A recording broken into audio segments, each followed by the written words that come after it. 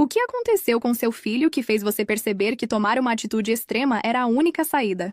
Quando minha filha estava com 13 anos, ela de repente ficou extremamente animada para ir à escola. Esta era a mesma menina que 2 semanas antes tentou se fingir de morta para faltar às aulas. Então, naturalmente, perguntei por que a mudança. Ah, agora eu tenho o professor Carlos para a história todos os dias. A aula dele é super divertida. Sorri, feliz que ela finalmente não estivesse odiando a escola. Não pensei muito sobre isso novamente até uma semana depois, quando Isabela começou a configurar o despertador 30 minutos mais cedo apenas para escolher a roupa perfeita. Não era como se Isabela nunca se importasse com sua aparência, mas ela sempre ficava bem em apenas vestir a primeira coisa limpa que encontrava. Lembro de perguntar se ela estava tentando impressionar um garoto por quem tinha uma paixão, e seu rosto ficou totalmente vermelho. "Não fale isso, mãe!" ela gritou. Foi aí que fiquei realmente desconfiada. Comecei a observar suas mudanças de humor normais de adolescente mais cuidadosamente, e percebi que sempre estavam relacionadas ao professor Carlos. Ela nunca admitiria, mas notei coisas como se o professor Carlos elogiasse seu projeto, ela flutuaria pela casa por horas. Mas se o professor Carlos não a reconhecesse muito naquele dia, ela mal falaria e cutucaria o prato durante o jantar. Foi quando a testei de maneira sutil. Estava pensando em te tirar da aula do professor Carlos. Acho que seria bom para... Você não pode fazer isso, ela gritou antes mesmo que eu pudesse terminar minhas palavras. Olhei para ela em branco. Mas por que não? Perguntei. Silêncio. Silêncio ensurdecedor. Ela não disse uma palavra. Apenas se levantou e foi direto para o quarto, puxando o telefone para mandar mensagem para alguém antes mesmo de chegar às escadas. Esta era Isabela, minha menina que apenas 2 meses atrás não se importava com nada relacionado à escola. Ela sempre foi extremamente aberta sobre tudo também. Então isso era um grande problema. Naquela noite, entrei sorrateiramente no quarto dela e vasculhei seu telefone. Sei que foi uma grande violação de privacidade, mas realmente senti que não tinha escolha. Tinha um pressentimento de que ela estava em perigo. Examinei todos os aplicativos de mensagens que consegui encontrar, procurando por qualquer coisa relacionada ao professor Carlos. E foi aí que encontrei uma conversa por e-mail em um e-mail reserva que ela havia criado aparentemente especificamente para se comunicar com ele. O último e-mail dele dizia: "Mal posso esperar para te ver durante meu horário livre amanhã." Minhas mãos começaram a tremer enquanto abria a conversa, e o que li me deu vontade de vomitar. O professor Carlos estava dizendo à minha filha de 13 anos que ela era madura para sua idade e especial, e que a conexão deles transcendia os relacionamentos normais professor-aluno. Ele enviou fotos de presentes que daria a ela, e ela dizia que os estava escondendo na bolsa. Silenciosamente vasculhei sua bolsa assim que li isso, e foi aí que vi. Maquiagem profissional, cara. Roupas maduras, meias calças, tudo como presentes do professor Carlos. Queria vomitar. O que você faz quando percebe que sua filha está sendo manipulada? A primeira coisa que fiz foi tirar fotos de tudo com meu próprio telefone enquanto tentava não gritar. Meu primeiro instinto foi contar à escola, contar à polícia, contar a alguém, mas sabia que não podia. Porque o professor Carlos não era apenas um professor comum. Os pais do professor Carlos doavam muito à escola. Seu irmão era o chefe de polícia que acabara de falar em nossa reunião de pais sobre proteger crianças. Sua esposa estava no conselho escolar. Se eu fosse às autoridades, provavelmente não me levariam a sério. Talvez até me destruíssem. E então, fiz a única coisa que consegui pensar. Comecei a documentar tudo enquanto fingia que tudo estava normal. Comecei a fazer voluntariado na escola sem Isabela saber, e observei como ele interagia com ela. Tirei fotos dos presentes e fiz backup dos e-mails em nuvens diferentes. Comecei a assistir documentários com Isabela sobre consentimento e falar sobre notícias onde professores machucaram alunos. Podia ver a engrenagem na cabeça dela girando enquanto assistíamos. Ela frequentemente se desculpava no meio, ficava nervosa, roía as unhas. Ela estava finalmente percebendo a verdade do que estava acontecendo. Infelizmente, esse progresso foi interrompido pelo que agora é o pior dia da minha vida, terça-feira. Isabela chegou em casa da escola mais cedo dizendo: "Eu o vi, mãe," ela disse. "Eu o vi fazer com outra menina exatamente o que ele fez comigo." Ela respirou fundo, como se a verdade ainda doesse saindo. No recreio, professor Carlos, ele falou com ela exatamente da mesma forma, as mesmas palavras. "Você é especial, diferente das outras. Eu amo conversar com você." Ele disse isso olhando nos olhos dela. Ele tocou o ombro dela, como fez comigo. Minha boca secou. E a pior parte, ela continuou, sua voz quebrando, é que ele olhou para mim depois, como se nada tivesse acontecido, como se eu fosse invisível, como se tudo que ele disse fosse apenas ensaio. Meu coração apertou. Eu sabia. Lá no fundo sempre soube. Mas ouvir da boca da minha filha, ver seu rosto implodindo, foi como levar um soco no estômago. Isabela, você não tem culpa de nada. Nada disso é sua culpa, está bem? Disse, segurando suas mãos. Eu pensei que ele se importava comigo, mãe. Ela disse. Eu pensei que eu era importante, que ele realmente me via. Ela fechou os olhos com força, como se tentasse apagar os últimos meses da memória. Ele disse que queria me encontrar hoje, depois da aula, que tinha um presente especial para mim. Não sabia o que fazer. Não ia. Mas agora vejo. Ele mentiu para mim o tempo todo. Congelei. Isso não era mais uma suposição. Não eram apenas mensagens suspeitas ou mudanças comportamentais. Era confirmação direta. Ele estava tentando isolar minha filha, usar presentes, palavras e promessas para preparar algo que ela, inocente como era, ainda não havia nomeado. Mas eu sabia o nome. E era nojento. Abracei minha filha com força, engolindo o grito que ameaçava escapar da minha garganta. Ela tremeu, mas não chorou mais. Parecia vazia. Você não vai passar por isso sozinha mais. Sussurrei no ouvido dela. Prometo. Vou cuidar de você. E ele nunca mais vai chegar perto. Nunca mais. Ela acenou, não dizendo nada. E adormeceu ali mesmo, exausta. Cobri-a com um cobertor, levantei e fechei a porta da sala. Sabia que daquele momento minha vida seria diferente. Não podia mais esperar. Ou confiar em protocolos. Precisava agir. Agora. Mas para agir, precisava de provas. E o próximo passo seria ainda mais difícil. Naquela noite, quando Isabela finalmente adormeceu, sentei no escuro por longos minutos, olhando para o nada. Meu coração estava inquieto. Sabia que não podia simplesmente dormir e fingir que tudo isso passaria com uma conversa, ou bloqueando o telefone dele. Isso não era uma briga de adolescente. Era sério. Sério demais. E eu precisava de provas. Precisava mostrar claramente quem ele realmente era. Até para ela. Fui ao quarto da Isabela. Respirei fundo e cuidadosamente peguei o telefone dela. Sabia a senha. Nunca precisei usá-la sem permissão. Mas ali, isso era mais que permitido. Era necessário. Abri o aplicativo de mensagens e fui direto ao histórico com o professor Carlos. As mensagens mais recentes estavam lá, intactas. Ele a chamava de minha garota inteligente. Disse que ela tinha um brilho diferente. Que a maneira como ela via o mundo era única para alguém tão jovem. As palavras pareciam gentis à primeira vista, quase como encorajamento comum, mas não eram. Não quando adicionadas ao contexto.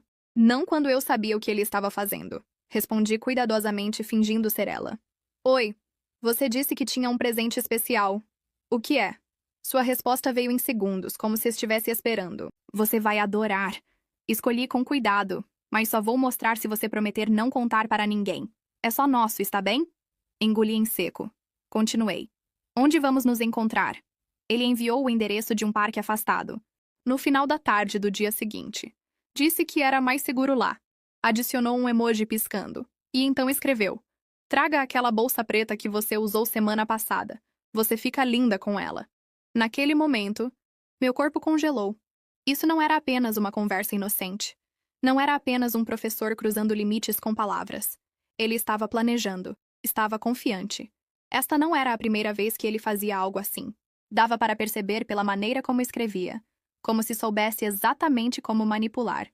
Continuei o diálogo, mantendo a pose de uma garota curiosa e ansiosa. Ele começou a falar mais abertamente.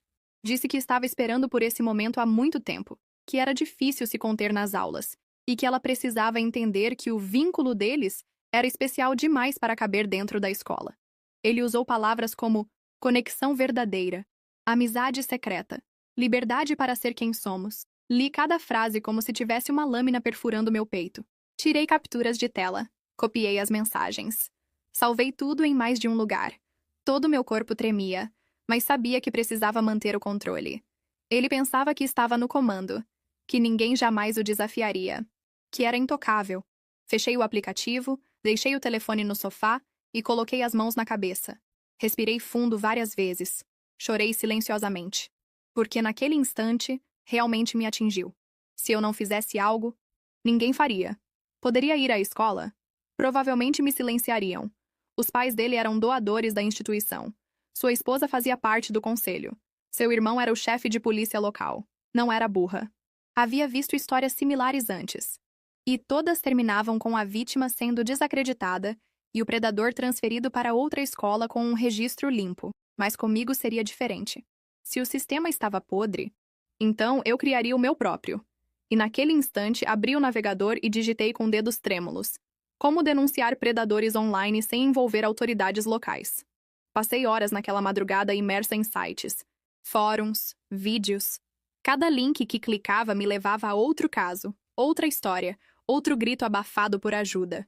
Era assustador perceber o quanto isso era mais comum do que imaginava. E pior, como tantas pessoas poderosas eram capazes de silenciar tudo com um aceno, uma doação ou um sobrenome influente. Mas foi no Instagram que encontrei algo que chamou minha atenção. Um vídeo com o título "Nós o pegamos ao vivo. Ele nunca mais vai se aproximar de ninguém." Era de uma página com milhares de seguidores, que confrontava pessoas que se passavam por adolescentes para atrair adultos com más intenções. Eles filmavam tudo, traziam evidências e só então chamavam a polícia, com tudo documentado. Assistia um, depois outro, depois outro. O padrão era o mesmo. Assumiam o perfil da vítima, marcavam um encontro em local público, apareciam com câmeras e evidências, e confrontavam diretamente o agressor. Não havia gritaria. Nem linchamento. Era estratégia. Controle. Exposição. Era exatamente o que eu precisava. Entrei em contato com o perfil, não esperando uma resposta imediata. Expliquei tudo. Que era uma mãe, que já tinha capturas de tela das mensagens. O endereço do encontro, horário, tudo. Enviei as capturas. Relatei a história. Fiz questão de ser clara e objetiva. Terminei com uma frase que doeu escrever, mas era verdade. Se eu não fizer algo agora, ele fará com outra criança, talvez pior. Demorou. 1 hora, talvez 2. E então veio a resposta. Lemos tudo, é sério, muito sério, vamos te ajudar. Meus olhos se encheram de lágrimas, desta vez de alívio. Eles me ligaram para uma videochamada no mesmo instante. Era um grupo de 4 pessoas, todas com vozes firmes, mas respeitosas. Explicaram como funcionaria. Eles assumiriam a conversa com o professor Carlos, mantendo o perfil da Isabela. Jogariam o jogo dele até o momento certo. Marcaríamos o encontro em um parque movimentado, preferencialmente no sábado, onde haveria testemunhas e segurança natural. Tudo seria gravado de pelo menos 3 ângulos diferentes. E no final a polícia seria chamada com tudo pronto. Evidências, local, horário, histórico. Mas e se ele fugir? E se ele correr? Impedimos. Não somos violentos, mas não somos bobos também. Temos prática. Sabemos como lidar. E você não precisará se envolver. Apenas nos diga onde se sentirá segura. Transmitiam confiança. Seriedade. Nada como aquelas páginas sensacionalistas que fazem escândalos para conseguir curtidas. Essas eram pessoas que queriam prevenir que mais crianças fossem vítimas. Disse que concordaria. Claro que concordei. Mas a verdade é que por dentro estava em pânico. O risco, a exposição, a tensão de que algo pudesse dar errado era um peso difícil de carregar. Mas então olhei para o telefone da Isabela, ainda na mesa, e lembrei do que li nas mensagens. Tudo que ele havia dito, como ela acreditou que era especial. Ela era especial. Não por causa dele, mas por ser quem é. Por ser minha filha. E ninguém tinha o direito de brincar com isso. Armamos a armadilha para sábado, 3 dias depois. O grupo pediu para eu ficar distante, observando de longe, para que Isabela não corresse risco e Carlos não percebesse nada estranho. Eles cuidariam de tudo. Naquela noite, não dormi 1 minuto. Sentei ao lado da cama da minha filha e fiquei lá, ouvindo sua respiração tranquila. Arrumei as mechas do cabelo dela, como fazia quando era bebê, e prometi silenciosamente: ele nunca mais vai te tocar, nem mesmo com palavras. Nunca mais. Sábado amanheceu com um silêncio estranho. Isabela ainda estava dormindo, e eu havia ficado acordada por horas. Tomei banho, troquei de roupa e saí com alguma desculpa. Disse que ia ao mercado, que voltaria rapidinho. Ela acreditou. Não tinha como imaginar o que estava prestes a acontecer. Cheguei ao parque meia hora antes do horário combinado. Estacionei longe, o suficiente para não ser vista. O grupo já estava lá, discretamente espalhado. Um deles estava ajustando o tripé de uma câmera escondida entre os arbustos. Outro fingia tirar fotos da paisagem com o celular. O terceiro comia um sanduíche num banco de madeira, usando óculos escuros, observando tudo. E o último estava disfarçado de adolescente comum, usando o celular, fingindo ser a Isabela, que Carlos estava prestes a encontrar. Me posicionei atrás de uma árvore, nervosa, mãos suadas, pernas trêmulas, e então ele apareceu. Pelo caminho de cascalho, vindo com passo quase saltitante, ali estava ele. Professor Carlos. Camisa polo clara, jeans passado, tênis novo. Até parecia feliz. Relaxado. Como se isso fosse apenas qualquer caminhada. Como se encontrar uma aluna fora da escola fosse a coisa mais normal do mundo. Ele se aproximou do jovem disfarçado, que continuava olhando o celular. Oi! Ele disse com a voz que já reconhecia de longe. Foi naquele instante que o grupo se moveu. 3 deles cercaram Carlos em silêncio, como fechando uma armadilha com perfeição. O que estava com a câmera se aproximou por trás, já gravando tudo. Professor Carlos, disse um deles firmemente. Sabemos por que você está aqui. Ele parou, sem entender. Olhou ao redor, confuso. Com licença, quem são vocês? Somos pessoas que protegem crianças. E temos tudo o que você escreveu para uma menina de 13 anos pensando que ela estaria aqui hoje. Naquele momento, ele empalideceu. Isso é um mal-entendido, murmurou. Eu não fiz nada, isso é uma armação. Então por que você marcou esse encontro? Rebateu o outro. Por que trouxe esse presente? E apontou para a sacola na mão dele. Carlos começou a suar. Tentou rir, disfarçar, dizer que era uma brincadeira, que tudo foi mal interpretado. Mas eles continuaram falando, mostrando as capturas de tela, lendo trechos das mensagens. Frases que ele havia escrito. Palavras que usou para manipular. Ele começou a recuar, a andar para trás. Vou chamar um advogado. Isso é ilegal. Vocês não podem...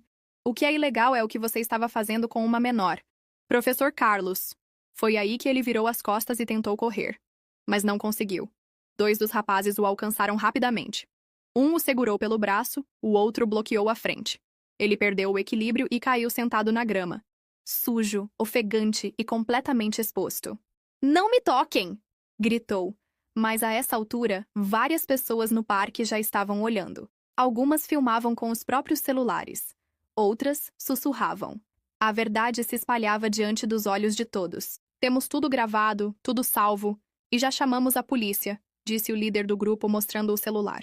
Carlos ainda tentou se levantar, mas alguém, talvez por reflexo, o empurrou de volta. Não com violência excessiva, mas com firmeza. Ele caiu novamente. Desta vez com um tapa seco no rosto, dado por um dos vigilantes, que olhou para a câmera logo depois e disse: Isso é pelo que você tentou fazer com a filha desta mulher. Meu coração congelou. Eu estava ali, a poucos metros, e todos sabiam quem era a mãe da menina. Ninguém olhou para mim diretamente, mas me senti vista, representada, vingada. Quando a viatura chegou, tudo aconteceu rapidamente. Os policiais desceram apressados. Um deles já havia visto o vídeo transmitido ao vivo e disse que aquilo era suficiente para levá-lo em custódia. Carlos tentou explicar, tentou se justificar, mas não havia para onde correr. Foi algemado ali mesmo, na frente de todos. Enquanto o levavam, ele olhou para trás, assustado, perdido, envergonhado. E por um breve momento, quase senti pena. Quase.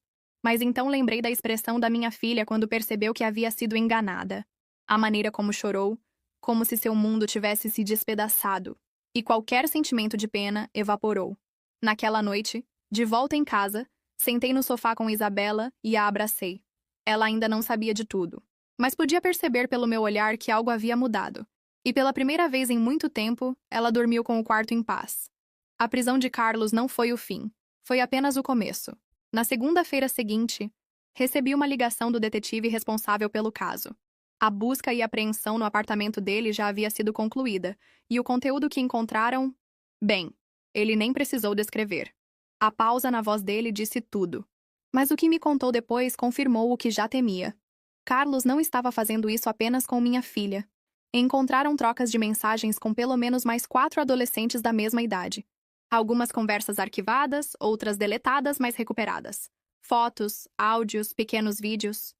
Ele havia construído uma rotina secreta, agindo calmamente, usando os mesmos métodos, as mesmas palavras doces, os mesmos presentes caros. E a pior parte, ele fazia isso há anos. Quando o vídeo do confronto no parque foi publicado oficialmente pelo grupo, com proteções adequadas de desfoque e explicações sobre o caso, explodiu. Viralizou em questão de horas. E com ele vieram os comentários, as mensagens, as denúncias. Uma mãe escreveu: "Este homem foi professor da minha filha em 2020. Ela tinha 12 anos. Agora tudo faz sentido." Outra, ainda mais direta: "Ele deu um batom para minha filha em segredo. Achei estranho, mas a escola disse que era gentileza. Hoje estou em choque." Dezenas vieram. Talvez mais de 100. Algumas antigas, outras atuais. Todas mantendo o mesmo sentimento. Algo estava errado, mas ninguém sabia como agir. Ninguém tinha provas. Até agora. A denúncia formal aconteceu 2 dias depois. O Ministério Público pediu prisão preventiva. E não demorou para a sentença chegar também. Seu nome foi retirado do quadro de funcionários da escola. Sua imagem desapareceu da parede de educadores exemplares. Mas agora todo mundo sabia. Carlos foi condenado a uma pena longa, sem possibilidade de recorrer em liberdade. O vídeo, as capturas de tela, as denúncias, tudo se somou a um processo sólido, irrefutável. Enquanto isso, Isabela mudou. No início, o trauma ainda a visitava em silêncios longos e pesadelos esporádicos.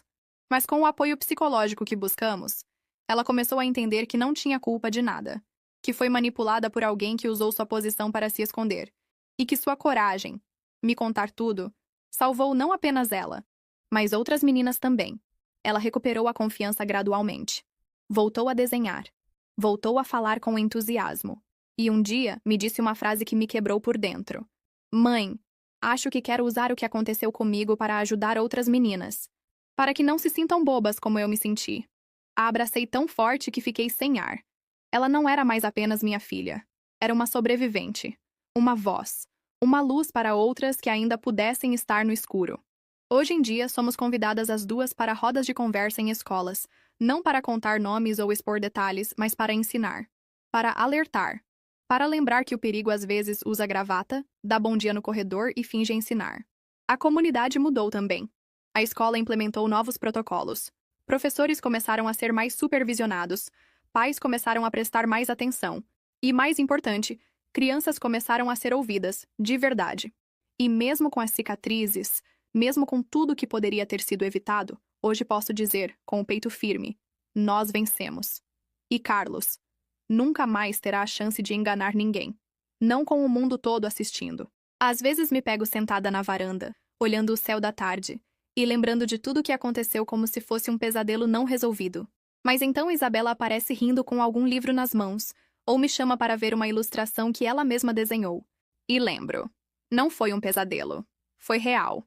E ainda assim, sobrevivemos. Mas ninguém saiu igual.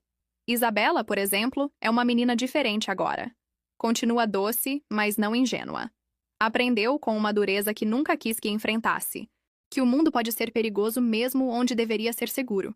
Mas também descobriu algo mais, que é forte, que sua voz importa, e que quando é ouvida, pode mudar a vida de outras pessoas. Ela ainda faz terapia. Não porque está quebrada, mas porque sabe que cuidar da mente é tão importante quanto cuidar do corpo. Às vezes, em algumas noites mais quietas, ainda fica inquieta, se remexe na cama. Mas são cada vez mais raras. E hoje, ela me olha nos olhos com firmeza. Sabe o que quer. Sabe que merece respeito. E não aceita menos que isso. Se inscreveu em um grupo de apoio para meninas que passaram por experiências similares. Tem dado palestras em escolas, mesmo na sua pouca idade. E me disse outro dia: "Mãe, nunca mais vou achar que ficar calada é mais fácil. Isso vale mais que qualquer diploma." Eu? Bem, mudei também. Nunca fui do tipo combativa. Sempre fui mais do tipo que resolve as coisas no diálogo, na paciência. Mas quando se trata de proteger uma criança, você descobre forças que não sabia que tinha. Hoje, sou ativa em campanhas educativas, ajudo outros pais a identificar sinais precoces de manipulação e abuso. E, acima de tudo, sou uma mãe que aprendeu a escutar. Com os olhos, com o coração.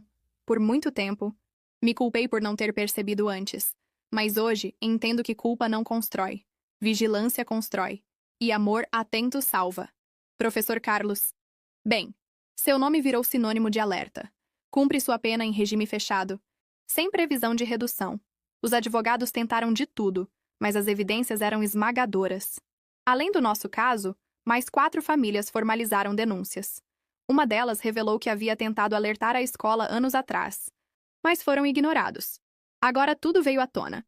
A última notícia que tive dele foi durante o julgamento final, quando tentou fazer um discurso dizendo que foi mal compreendido. O promotor simplesmente respondeu: "Você foi compreendido perfeitamente, por isso está aqui." E ali terminou a carreira, reputação e disfarce que usou por tanto tempo. Os vigilantes, bem, continuam com seu trabalho. O vídeo do caso da Isabela foi o que mais viralizou no perfil deles até hoje. Milhões de visualizações. Convites para entrevistas. Mas mais importante que a fama foi o impacto. Receberam apoio de ONGs, psicólogos, conselhos de proteção à criança. Melhoraram seus métodos. Criaram parcerias com departamentos de crimes cibernéticos. E sabem que não podem fazer justiça com as próprias mãos, mas podem expor o que precisa ser visto. Me mandaram uma mensagem recentemente. Sua filha salvou vidas. E você também. As outras meninas? Bem, cada história é um universo. Algumas já estavam longe da escola. Outras ainda estavam presas pelo medo, dúvida, trauma. Mas a exposição do caso fez com que recebessem apoio real. Terapia, suporte jurídico, escuta qualificada. Algumas mães vieram até mim emocionadas dizendo: "Você nos deu coragem para falar." Não existe prêmio no mundo que pague isso. A escola, claro, entrou em crise. Tentaram negar no começo. Depois tentaram minimizar. Mas a pressão pública foi grande demais. O conselho foi substituído. Protocolos de proteção foram atualizados. Hoje há câmeras nos corredores, treinamento para identificar comportamentos suspeitos e uma nova política de escuta ativa para estudantes. Ainda desconfio de algumas intenções internas, mas pelo menos agora, eles sabem que estão sendo observados. E quanto à comunidade, despertou. As pessoas começaram a olhar para seus próprios filhos com mais atenção, a fazer perguntas que antes pareciam exageradas, a entender que abuso nem sempre tem cara feia ou voz grossa. Às vezes vem disfarçado de elogio, presente, amizade especial, e finalmente, para mim mesma, aprendi a confiar novamente. Não no sistema, não nas autoridades, mas em mim. Porque fiz o que era certo, mesmo quando foi difícil. E porque minha filha olhou para mim no meio do caos e viu um porto seguro. Ela sobreviveu. Nós sobrevivemos. E se há alguém ouvindo isso agora, com medo, com dúvidas, achando que não vai conseguir lidar, eu digo: você consegue. Você não está sozinha. E sim, você pode fazer algo. Mesmo que pareça pequeno. Mesmo que ninguém acredite no começo. Porque basta uma mãe determinada, uma denúncia feita na hora certa, uma verdade exposta com coragem, para mudar tudo. Esta foi nossa história. Mas espero, do fundo do coração, que nenhuma outra mãe precise contar uma parecida. Nunca mais.